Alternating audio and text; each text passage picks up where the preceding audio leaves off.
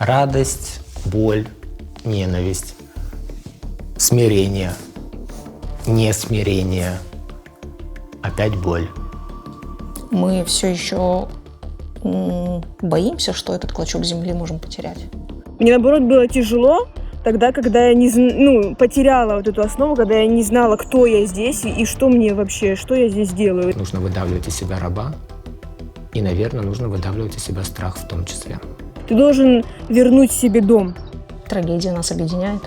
Получается, что мы объединяемся у края, тогда, когда следующий шаг – это уже не бытие. Для меня любой отъезд каждого крымского татарина – это вот как отломанный кусочек этой крымско-татарскости.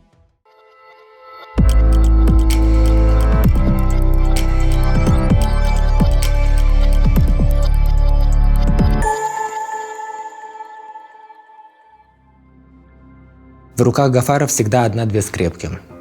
Люди были уверены, что эту странность он приобрел на фронте. Гафара беспокоили здешние постоянные песчаные бури, а то, что о нем говорят, его волновало мало. Похлопывая по карману брюк, где хранил пригорошню скрепок, он искал свою семью. Мать и 5 сестер. Люди сочувственно покачивали головами. Понимали, если семья и найдется, то не все будут живы. Очень уж свирепствовала малярия, сильные плохо переносили местную жару и воду. Да, чего уж скрывать. Вода здесь была припоганная. Если в семье не было мужчин, то семья, почитай, была обречена. Навстречу со всех ног бежал его друг Мемет. Удивительно, что могло взволновать его всегда унылого друга. Мемету не везло по жизни. Собрался жениться, война пришла. Пока сражался, невесту в Германию угнали. За смелость в боях вот-вот обещали орден вручить. Гафару успели, Мемету нет. Единственная его радость, что отца нашел. В каком-то кишлаке. Келесе, что ли? Нам надо в Келес. Не отпустят же. Вдвоем не отпустят.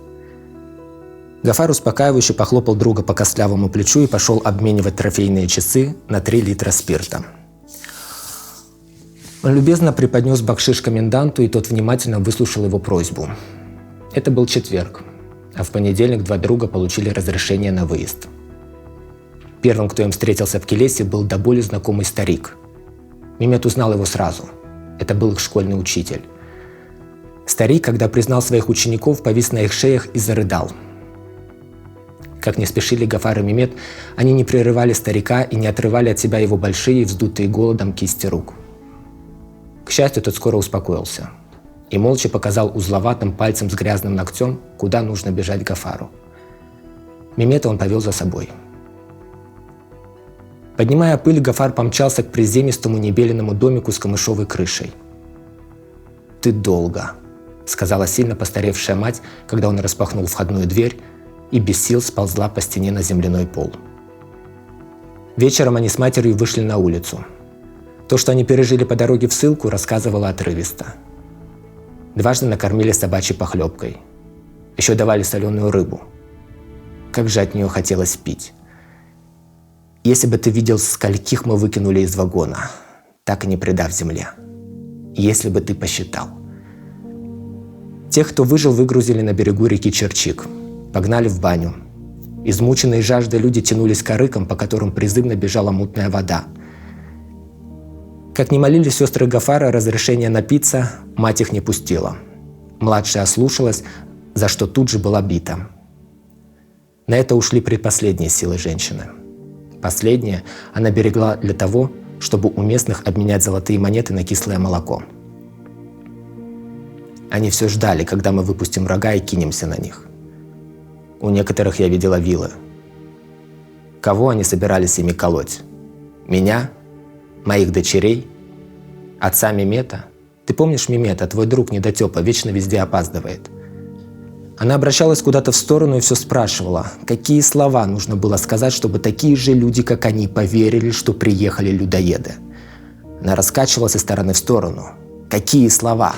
Какие? Гафару показалось, что мать не в себе. Столько часов на жаре, когда наконец начали развозить по колхозам. Старики, ты должен их помнить, бездетная пара, они жили на краю нашей деревни почти под горой. Конечно, они часто нас, детей, сладостями угощали. Зинеб Бита выпекала ромбики, забыл, как называется, сверху еще пудрой сахарной посыпалась. Так и остались оба лежать. Никто не закопал. Почему я не закопала? Надо было, я должна была. Мама, этого уже не изменить. Гафар гладил мать по руке, на которой не хватало 2 пальцев. Он боялся спрашивать, что случилось. Как я ненавижу это место. Как я ненавижу тех, кто сотворил с нами такое. Мама, не надо. Гафар знал, что подобные разговоры могут привести к еще большей беде. Завтра мы пойдем с тобой туда. Дрожащей рукой она указала вдаль. Туда свозят тела. Так много тел. Детей особенно. Почти не закапывают. Их присыпают землей, это никуда не годится. За ночь набегают шакалы, кости повсюду, это никуда не годится. Ранним утром Гафар шел туда, куда указывала бредущая за ним мать. Несколько часов без остановки он перезакапывал тех, кого привезли сюда на днях. Затем рыл новые могилы, понимая, что вскоре они пригодятся. Все это время его мать ходила и собирала в мешок кости, черепа, клочья разорванной одежды. «Гафар, дай мне лопату», – послышался голос Мемета. Друг был не один.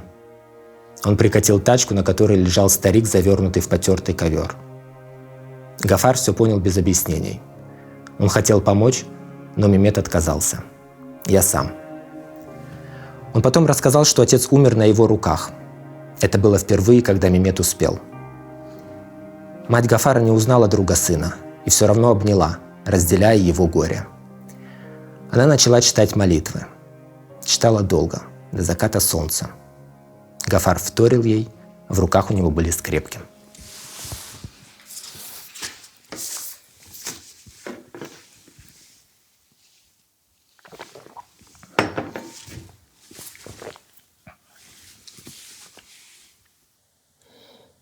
Как вы, Шевкинбей? Сейчас или вообще? Вообще в эти дни, сейчас. Ну, мы с вами собрались для того, чтобы обсуждать грядущее 18 мая. И это день трагедии для нашего народа. И я еще в школе учился и заметил за собой, что начинаю в начале мая готовиться к этому дню.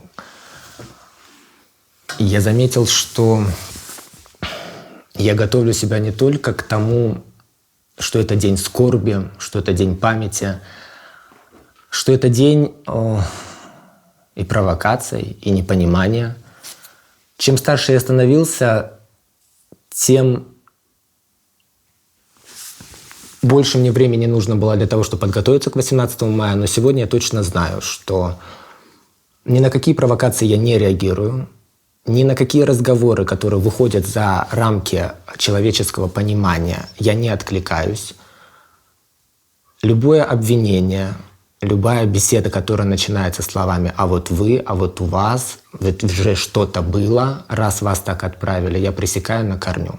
Для меня 18 мая — это день трагедии, день памяти, день скорби, день, когда я вспоминаю тех, кто ушел, и в моей семье в том числе, хотя моя семья во многом не повезло, моим старшим родственникам сумели выстоять, и наши потери были, конечно, не так заметны, как в некоторых семьях, которые косило просто всех, от старшего до малого.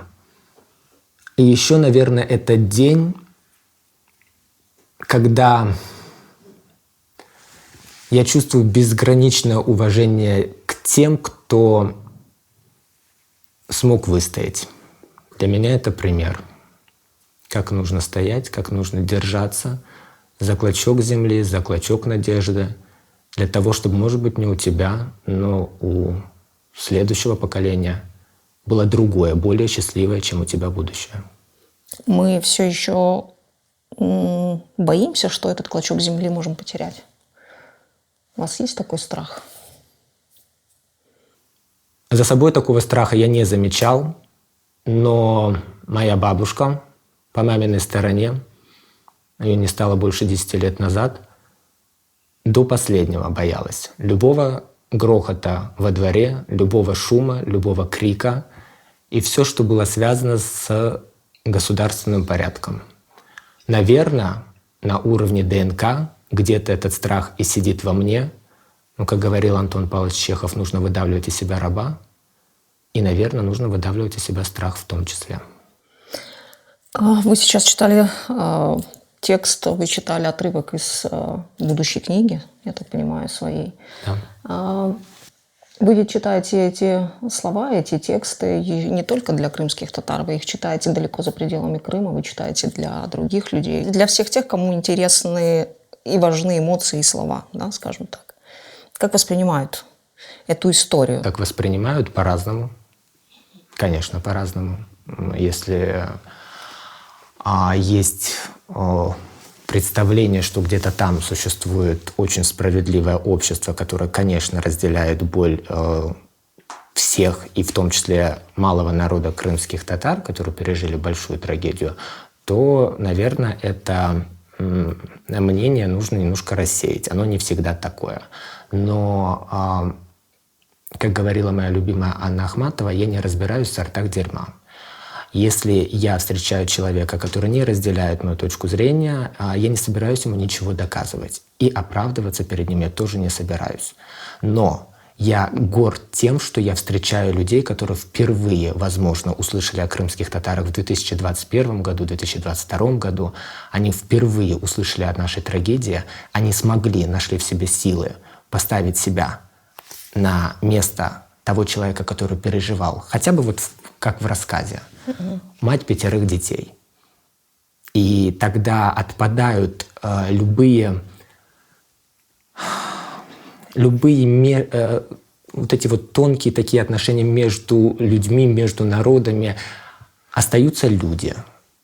И вот к этим людям я обращаюсь как автор, как писатель, в надежде на то, что смогу обернуть их в свою крымско-татарскость. Мы сейчас переживаем очень сложный период. Не знаю, для меня любой отъезд каждого крымского татарина – это вот как отломанный кусочек этой крымско-татарскости. Да? То есть это какая-то неполноценная крымско-татарскость. Как вы переживаете эту историю, когда сами уезжаете из Крыма на какое-то время, когда возвращаетесь в Крым, когда кто-то из друзей, знакомых, близких вынужден уехать по разным причинам? Ну, если мы говорим в целом, то мое сердце не общежитие. За каждого, конечно, болеть я не могу. Я никого не осуждаю. Я понимаю очень многие причины, по которым люди оставляют родной дом и ищут счастье за его пределами. Я надеюсь, я искренне верю в то, что придет определенная минута, когда те, кто уехали, поймут, что здесь безопаснее, здесь дом, здесь нужно возвращаться и созидать. Если так не случится, значит, такая судьба. Значит, это так суждено. Вообще, когда человек куда-то уезжает, это естественный процесс. Если наблюдать это не через призму крымские татары, а в принципе, когда люди ездят, смотрят, ищут, где им больше нравится, где им больше по душе. Просто мы маленький народ, и у нас любой пазл, который выпадает в нашу общую картину, он становится заметный. Может быть, поэтому вы, в частности, так болезненно воспринимаете каждый отъезд. Мне, честно говоря, больнее не то, что сегодня уезжают. Во мне, это я заметил недавно, когда снова начал читать книги, свидетельства тех, кто пережили выселение 1944 года, когда начали публиковать дневники. Пусть их мало, но тем не менее есть. Мне гораздо больнее, что сегодня все еще остаются люди, которых выслали в 1944 году, и у которых нет возможности вернуться в Крым. Вот за вот этих стариков, которые вырваны из своей языковой среды, которые по большому счету переименованы, которые будут умирать по традициям и обрядам другой религии, они будут захоронены совершенно не так, как это принято в исламе. Они будут умирать среди чужих людей и среди чужих стен. Вот за них мне очень больно и обидно. А что говорить про молодых? Может быть, они уехали для того, чтобы чему-то научиться и для того, чтобы вернуться сюда и строить свой счастливый Крым здесь. Об этом мы спросим Лейлу Ханум, она с нами на связи. Лейла Ханум, кто вы? Иммигрант, путешественник, странник? Даже не знаю, как это объяснить. Я не стала внезапно там немка или француженка или еще кем-то. Этого не произошло. И это не произойдет. Потому что ты тратишь очень много энергии на то, чтобы адаптироваться в чужом мире. Это просто ты высадка на Марс, по сути. И ты должен все это как бы себя куда-то, где-то себя найти в этом месте, в абсолютно чужом для тебя месте. Но это не значит абсолютно, что ты вдруг найдешь свое какое-то французское или немецкое место. Ты найдешь именно только свое место, как крымской татарки, здесь, и ты будешь оставаться собой, потому что ты выходишь на улицу, ты адаптируешься, ты меньше говоришь о себе, больше узнаешь их, но когда ты возвращаешься домой, даже не важно, что это маленькая комнатка, или вот ты где-то, где ты один, вот ты все уже бойко прошел, ты вернулся домой, и здесь тебе необходимо быть собой. Здесь ты должен позвонить бабушке, ты должен позвонить домой, ты должен открыть свои какие-то записи, дневники, посмотреть фотографии старые из Крыма, еще что-то. Ты должен вернуть себе дом. Это жизненно необходимо. И до тех пор, пока только сейчас вот постепенно я начала находить вот эту основу в себе, возвращать себе Крым и как бы, ну не то чтобы уговаривать себя, а найти путь и вернуть себе дом. Вот тогда, только когда ты в себе основание опять найдешь, вот тогда ты можешь нормально здесь жить. Потому что без этого основания ну, ты не можешь внезапно кем-то стать. Я, например, никогда им не буду. Я не думаю, что кто-то... У нас очень сильные связи с семьей, очень эмоциональные. Мне кажется, как для меня это невозможно, просто так стать кем-то другим. Со временем эти эмоции меняются? Они станут сильнее, намного сильнее, потому что чем больше ты теряешь дом, тем больше ты его стараешься построить здесь вокруг себя, тем больше ты его приобретаешь. Ты вспоминаешь то, на что не обращал внимания, пока был ты дома. И ты постоянно сравниваешь, конечно, что-то тебе о чем-то напоминает, и ты пытаешься выстроить это здесь. И в любом случае, когда я буду создавать семью, я в любом случае буду тянуть их к корням. Это 100%, потому что моя лучшая подруга, так скажем, это моя бабушка. Ей уже почти 90 лет. И у меня прямая связь, знаете, 100 лет назад, почти 100 лет назад. И поэтому у меня нет вариантов там как-то ассимилироваться. У меня нет таких идей вообще. Мне, наоборот, было тяжело тогда, когда я потеряла вот эту основу, когда я не знала, кто я здесь и что мне вообще, что я здесь делаю. Это, получается, просто тебя взяли отсюда, переложили сюда. Чохсаунс, Лейла Ханум, Шевкетбей, говорят, что время лечит. Мне кажется, у нас со временем свои особенные отношения. Оно нас не отпускает. Мы выжили в этой трагедии или пережили ее? Однозначно мы выжили. Если у нас есть сегодня возможность в Симферополе, в сердце Крыма, встречаться, говорить и обсуждать эту тему. Пережили ли мы ее, это уже другой разговор. А люди, которые занимаются исследованиями, работой с травмой, работой с горем, Александр Эткинд, например, Николай Пле, они говорят, что и другие исследователи, они говорят, что нужно, чтобы прошло как минимум 50 лет. Но вы правильно сказали, у нас другие отношения со временем.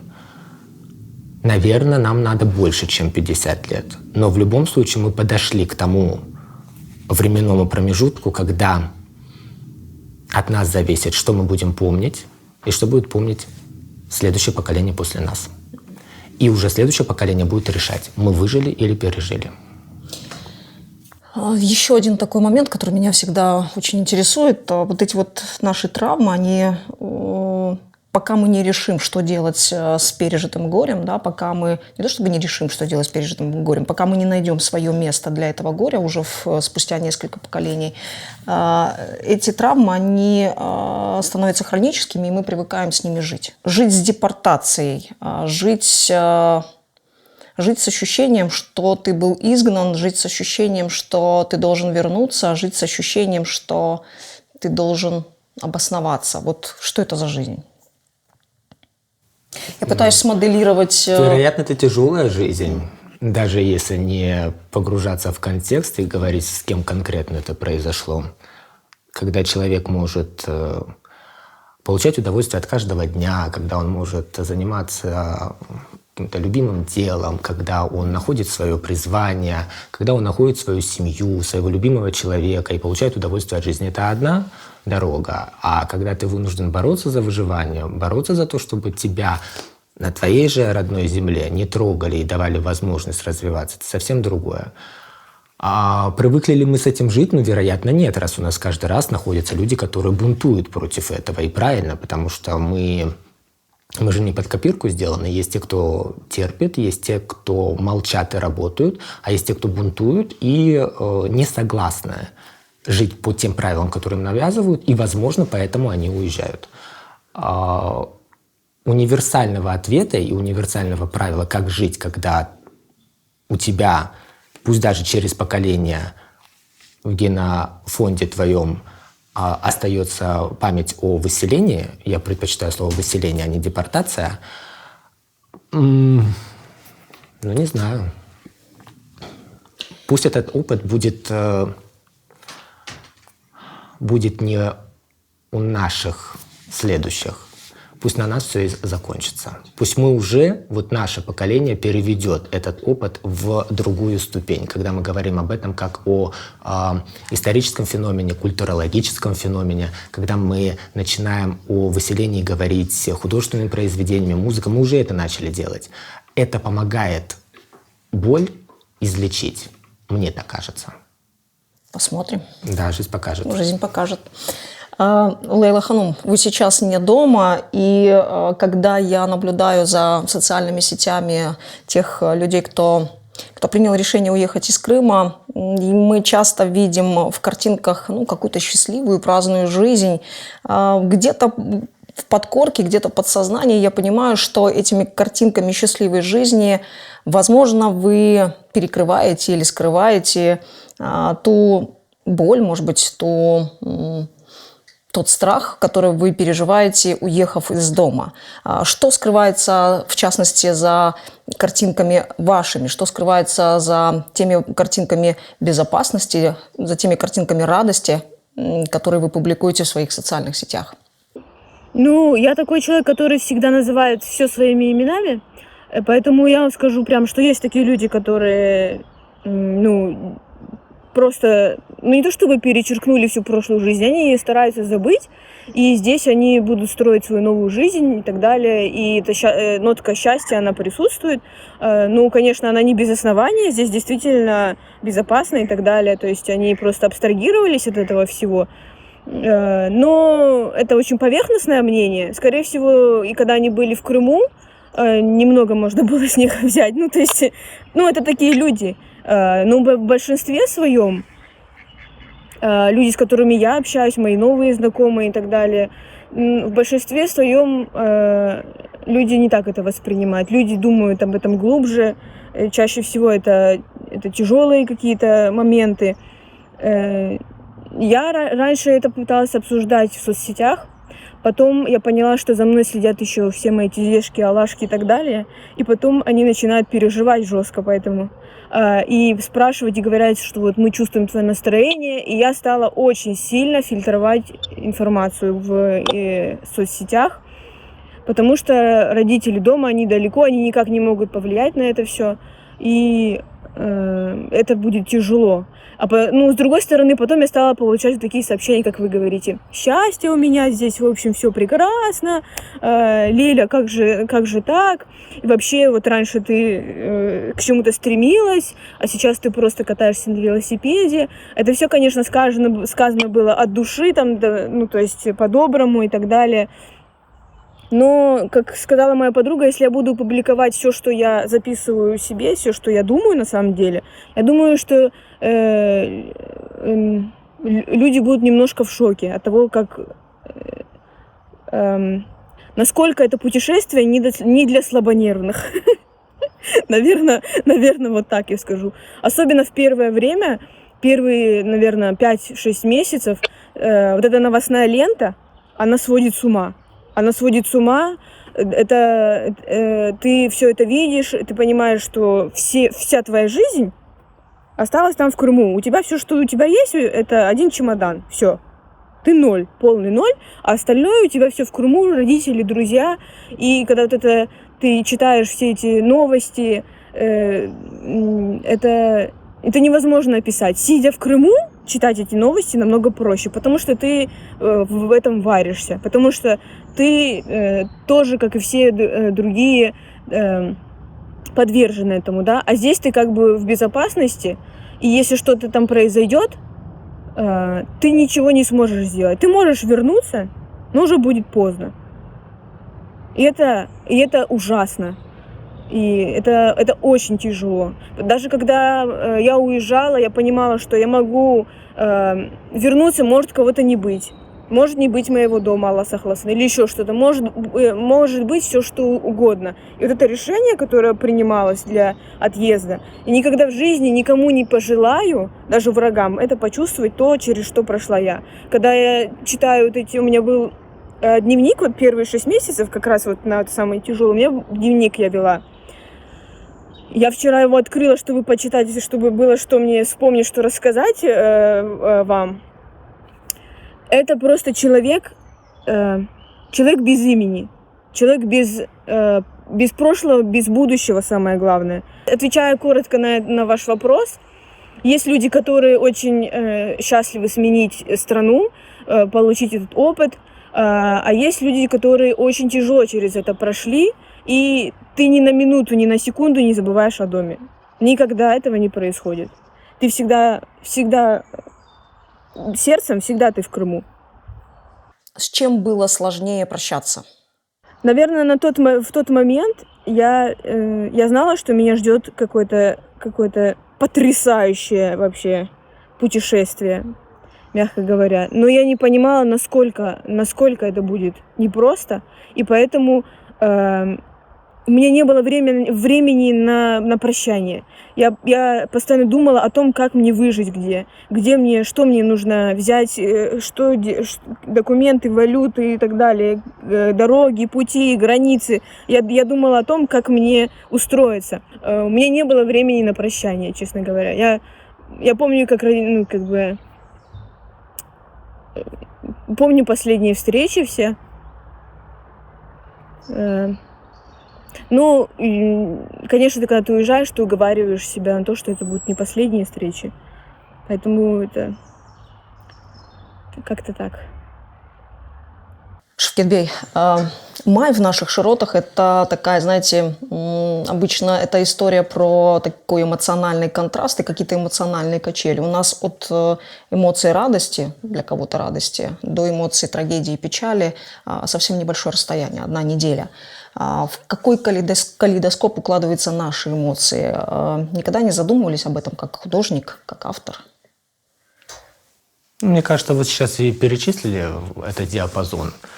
Радость, боль, ненависть, смирение, несмирение, опять боль, надежда.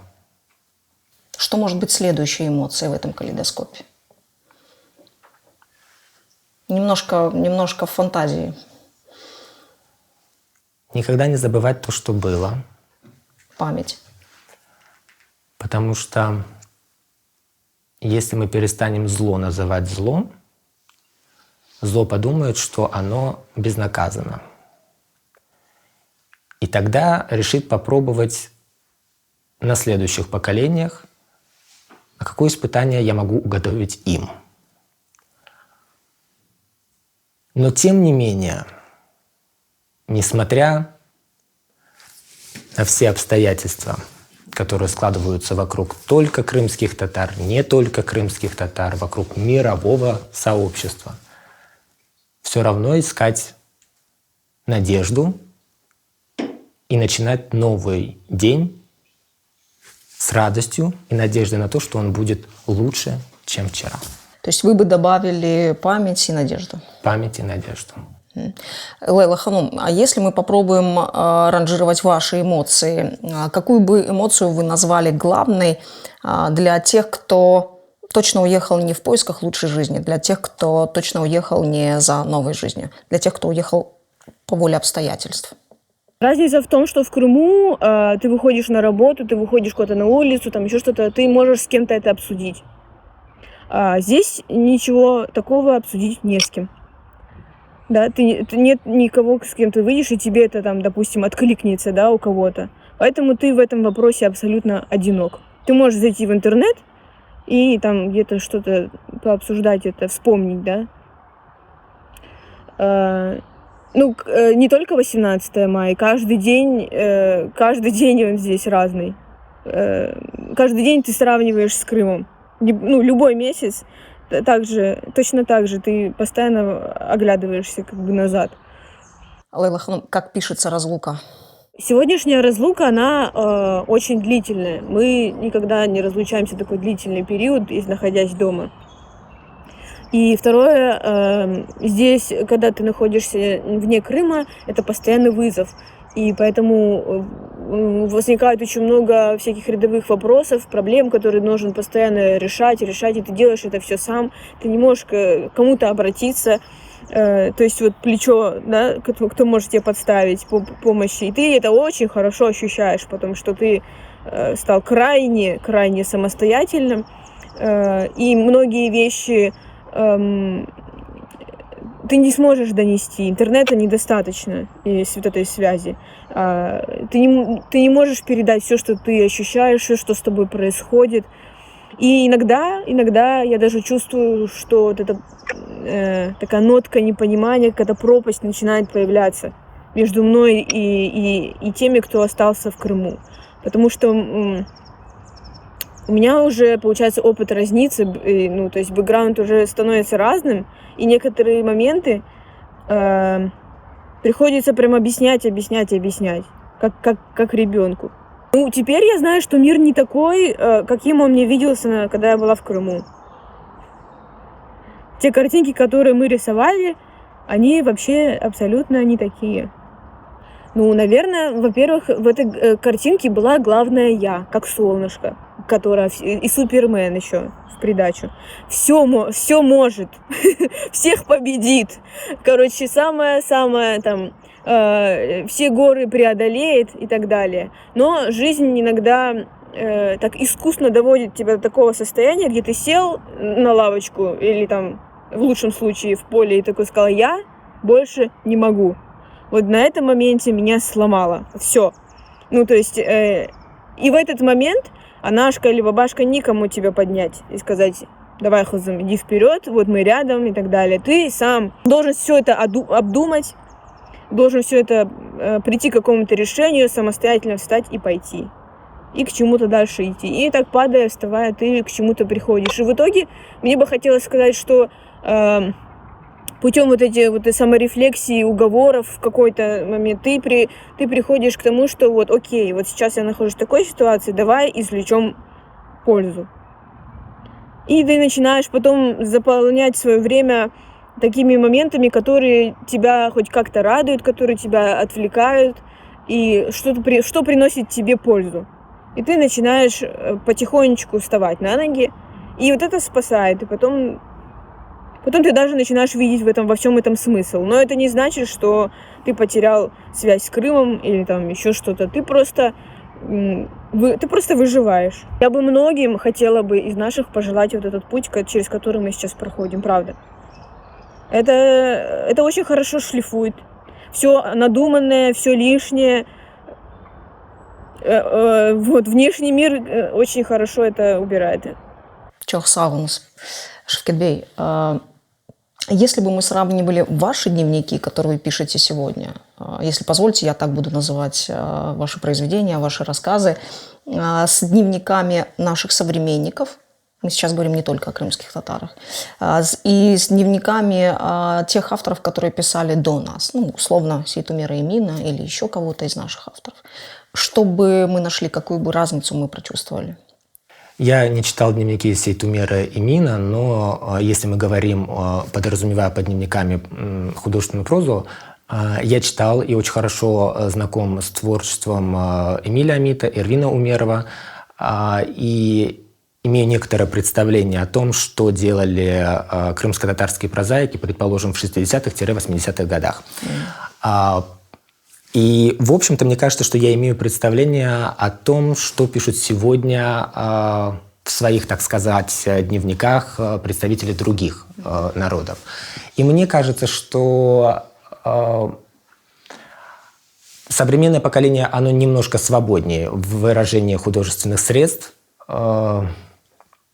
Мы, может быть, побороли в себе ту ненависть, которая так или иначе сидела в каждом авторе, вот, предположим, если мы говорим о крымских татарах, и помним о том, что у литературы есть свои законы, и мы должны по этим законам играть. Мы не можем давать только черное или только белое. Все время нужно искать полутона. А если говорить о дневниках, опять, как вы сказали, предыдущих писателей, они вынуждены были сглаживать острые углы. Выселение называлось эвакуацией.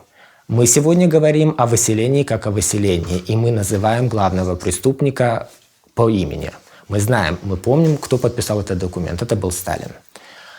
Поэтому, наверное, современные авторы несколько свободнее в высказываниях, но как отличаются современные крымско-татарские авторы от некрымско-татарских авторов, мне кажется, что общечеловеческое зерно, оно во всех произведениях. Есть вечные темы литературы. Любовь, стремление к гармонии в себе, поиск себя, гармонии вокруг тебя. И этим поиском озадачены не только мы, не только те, кто рядом с нами, но и, в принципе, писатели по всему миру. Какую бы историю, какая бы трагедия в основе истории не лежала, автор пытается, если это хороший автор, как мне кажется, предложить какой-то свой выход из этой трагедии. И это, наверное, объединяет всех. Лейла Ханум, какие качества или крымские качества помогли вам выжить в той ситуации, в которой вы оказались сегодня? Меня часто даже на расстоянии вытаскивали близкие. Было такое. Даже это возможно. Вот я о чем и говорю, что у нас связь с семьей очень много дает. Качество. Мы очень хорошо адаптированы к незнакомцам, потому что лично я вот работала всю жизнь в туризме. Мы очень легко идем на контакт. Вот что бы ни случилось, где бы ты ни находился, люди тебе помогут. Главное уметь обратиться и не бояться. Потом, но это чисто крымский, я считаю, фактор, потому что в Крыму мы привыкли к людям, поэтому к большому потоку людей. Терпеливость.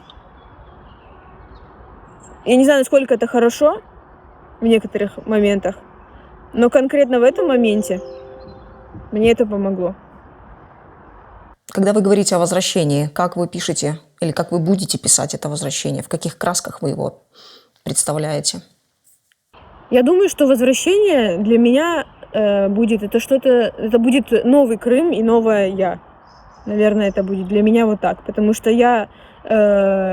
мы здесь меняемся, и когда мы уже приедем, мы будем уже видеть все происходящее по-другому. Что я привезу с собой? Опыт. Хотелось бы использовать слово «фатальный», но он такой с негативным окрасом нет. Может быть, фатальный для прошлого, потому что прошлое осталось позади, и это просто отъезд поделил мою жизнь на до и после. Опыт. Какой же этот опыт? Я не знаю, это просто небо и земля. Шевкет Бей, почему вы пишете про депортацию или про выселение, если говорить вашими словами? Почему молодому человеку важно высказать свое слово в этой теме? Потому что это часть моей истории, часть истории моей семьи. Это трагедия, которая формирует мою картину мира. И мне кажется, что иногда мне так кажется, я представляю крымско-татарскую историю как такое длинное-длинное полотно.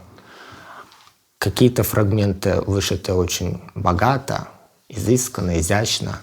Какие-то фрагменты в этом полотне совершенно не тронуты мастером, а какие-то фрагменты просто разорваны. И мне хочется верить, что тот путь, который я для себя выбрал, путь прозаика, путь художника, он помогает залатать эти дыры в нашей общей истории. Наверное, для этого. Если то, что вы пишете, помогает связать это полотно или дополнить какие-то... Я надеюсь на это. Я не уверен, что это помогает, но я надеюсь на это, да. Ну, мы всем надеемся, что та или иная наша какая-то деятельность или то, что мы делаем, каким-то образом помогут нам, с одной стороны, воссоздать, с другой стороны, обновить, с третьей стороны, просто выжить и состояться как минимум во времени. Есть у меня любимая фраза «состояться во времени». Отличная фраза. Вы сказали, что авторы прошлой эпохи, да, 20 века, они боялись писать или называть своими именами то, что с ними произошло, да, называть зло злом, называть виновных по фамилии, по имени, Сталина и так далее, да. А есть ли темы, о которых мы боимся писать сейчас? Боимся не в контексте там, условного закона, да, а боимся, потому что еще не готовы эмоционально. Ну, вы задаете такой вопрос, как понимаете, да, что ответ он будет не из самых приятных. Я думаю, что мы на сегодняшний день боимся писать о себе. Мы иногда воспринимаем порог отдельного человека как будто это порог всего народа. Я часто сталкиваюсь с этим у молодых прозаиков, не у совсем молодых прозаиков. Белое белоснежное, черное черное. Мы вот эти вот полутона, о которых я говорил чуть-чуть раньше, упускаем из виду. Мы боимся сказать, что крымские татары разные. Хорошие и плохие, богатые и бедные, целеустремленные и ленивые, герои и не герои. И, возможно, когда мы в себе это переборем, мы начнем стремиться к тем, кто действительно герои, и уже навсегда отставим от себя тех, кто не попадает в нашу рецепцию героев. Наверное, вот этого мы еще не достигли. Когда это случится, во-первых, крымско-татарская литература войдет в общую семью мировой литературы. Потому что на сегодняшний день это не так. Мы можем говорить об искусстве живописи, графики, которая действительно ценится за пределами Крыма, за границами крымско-татарского общества. Мы можем говорить о великолепном декоративно-прикладном искусстве, о музыке. Мы можем даже говорить о театре, несмотря на то, что он на протяжении почти 100 лет все время попадал первым под эти репрессии. Но сказать, что у нас есть писатели, которых с удовольствием бы читали во Франции, в Америке, в Австралии, на сегодняшний день я не могу. Потому что наша литература не всегда откровенна. Она, возможно, открыта, но до того момента, когда она перейдет в откровенность, еще нужно сделать шаг. Мы отшлифовываем все то, что пишем. Мы создаем, опять же, идеальную картинку, как вы сказали, белое-белое, пушистое, а черное – это черное. Зачем мы нужны самим себе идеальные? Потому что мы боимся, что если мы скажем о себе, что да, мы, как и все, не идеальны, мы не святые, среди нас есть грешники, то мы боимся того, что другое, рядом находящее сообщество, скажет: ага, мы знали, мы всю жизнь это чувствовали. И мы просто как будто бы заранее ограждаемся. Но я призываю ни перед кем не оправдываться, никого не осуждать и делать свое дело. Вне зависимости от того, есть надежда или нет. Принципы должны работать. А принцип один — не сдаваться. Абсолютно солидарна с вами здесь. И еще один вопрос, знаете, который я бы не хотела сказать, что он меня прямо так беспокоит, но в какой-то моей системе координат В любом случае, наша жизнь, знаете, так бывает, как по циферблату, знаете, от 18 мая до 18 мая. Бывает. Бывает такое, да, иногда себя ловишь на мысли, а что произошло за этот период от прошлого 18 мая, и начинаешь как-то свои чувства, эмоции, не знаю, проветривать, да, разбираться с ними. Для меня вот история моей семьи, да, ну, она была, знаете, как очевидно, что очень близка, очень чувственна и очень переживательна, да. Но вот с годами я стала понимать, что я не просто переживаю историю своей семьи, всей той трагедии, которая произошла с моими близкими и родными.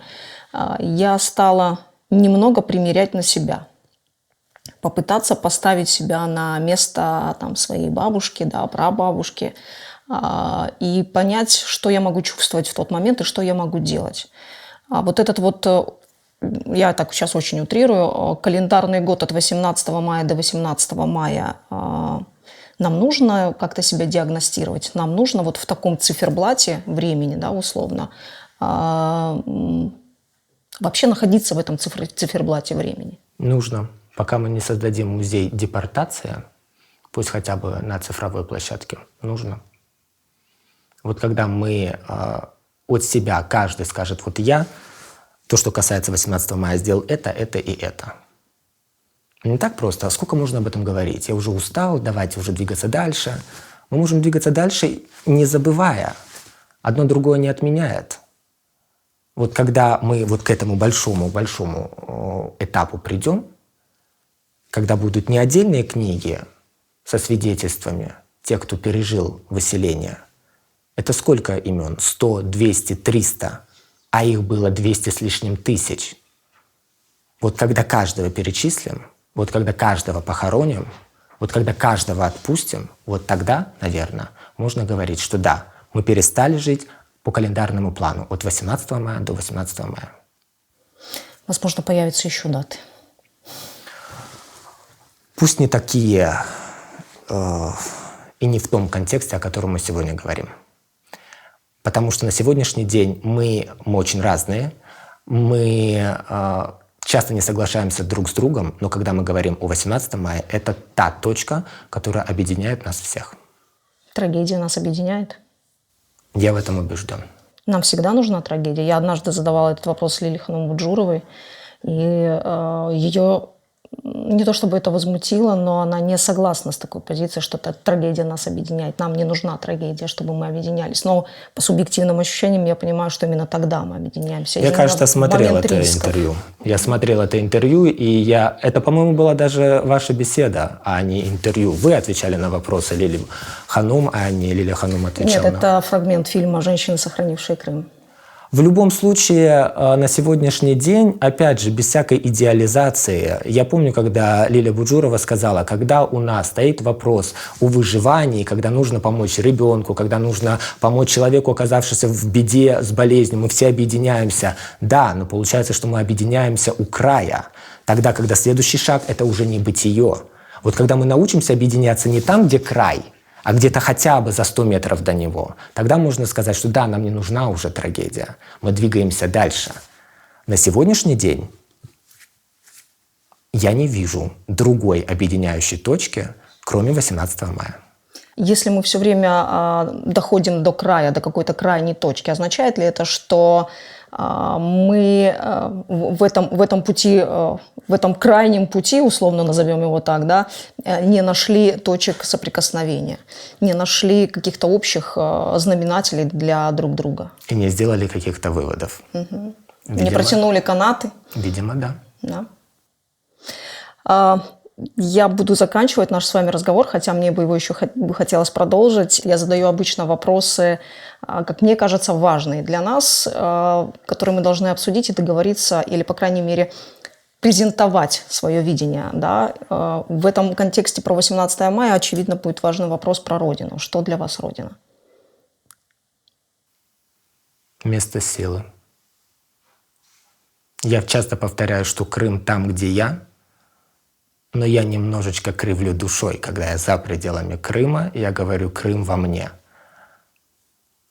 Но когда я приезжаю сюда, домой, к маме, Это, наверное, единственное место, где я могу спать без проблем. Я чувствую, что здесь родные стены. Что значит быть крымским татарином? Вопрос.